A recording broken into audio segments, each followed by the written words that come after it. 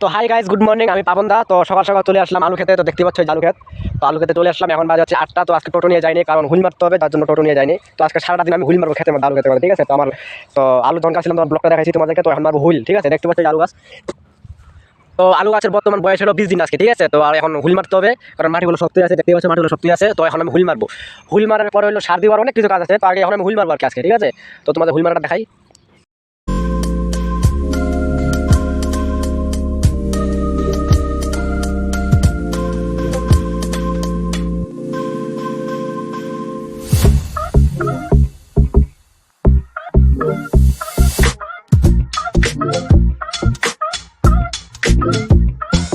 দেখতে পাচ্ছ এইভাবে হুইল মারতে হবে, ঠিক আছে। এই যে এখানে যত হলে দেখতে পাচ্ছ সবগুলোকে হুইল মারবো।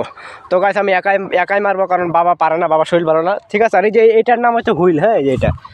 আর এই যে মাটিগুলোই যেমন হবে, ঠিক আছে। তো গাইস ভালো লাগলে লাইক কমেন্ট আর অবশ্যই চ্যানেলটাকে সাবস্ক্রাইব করে দেবো। আর ফেসবুকতে দেখলে ফেসবুকটাকে ফলো করে দেবো, ঠিক আছে। টাটা।